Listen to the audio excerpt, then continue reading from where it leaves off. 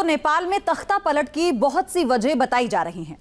अब इसमें चीन वर्सेस अमेरिका का भी एंगल सामने आ चुका है। ये दावा किया जा रहा है कि नेपाल डीप स्टेट की नाराजगी का शिकार हो गया। अमेरिका का जो गुस्सा है केपी ओली पर बहुत भारी पड़ गया है। रिपोर्ट देखिए।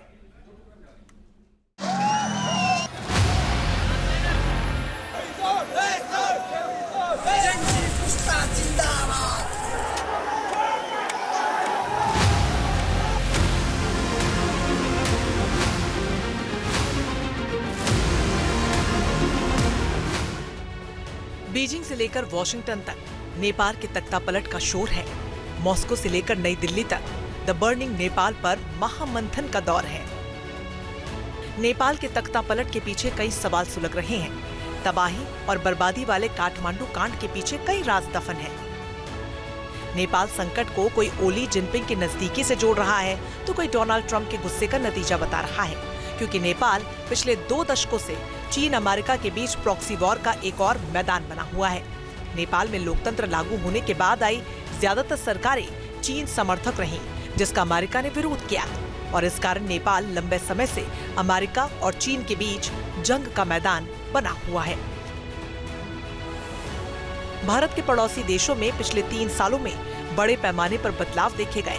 पाकिस्तान के प्रधानमंत्री इमरान खान की बेदखली से शुरू हुई ये कहानी श्रीलंका के आर्थिक संकट से लेकर बांग्लादेश के सत्ता परिवर्तन तक का सफर पूरा कर चुकी है।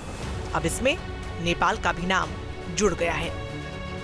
दावा है कि ओली सरकार को अमेरिका का डीप स्टेट ले डूबा, लेकिन अमेरिका को केपी ओली का बार बार चीन की शरण में जाना अखर गया।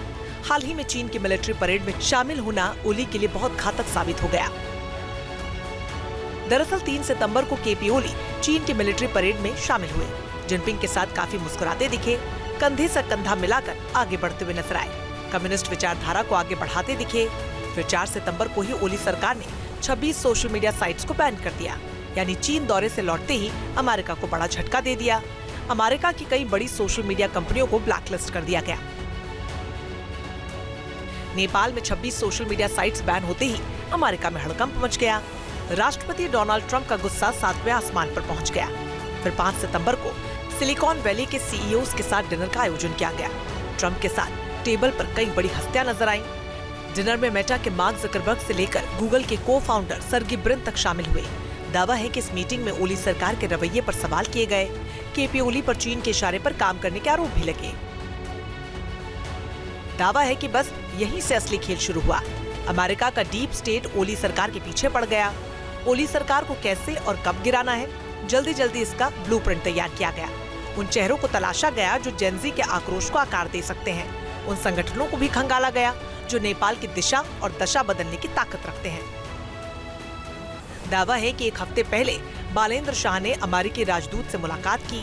नेपाल के मौजूदा सियासी समीकरणों को लेकर चर्चा हुई, क्योंकि अमेरिका का डीप स्टेट तख्तापलट में माहिर है। सरकार गिराना और अपने मोहरे सेट करने का इसे बरसों का अनुभव है। बांग्लादेश, श्रीलंका और पाकिस्तान में भी तख्तापलट हो चुका है। नेपाल के तख्तापलट में भी डीप स्टेट के रोल की आशंका जताई जा रही है। Team news nation. जहां भक्ति है हर शब्द में, कथाओं में छिपे हैं दिव्य रहस्य और ज्योतिष देता है जीवन को दिशा। धर्म से जुड़ी हर बातों को जानने के लिए हमारे चैनल स्तुति को सब्सक्राइब करें। चैनल पर जाने के लिए इस लिंक पर क्लिक करें।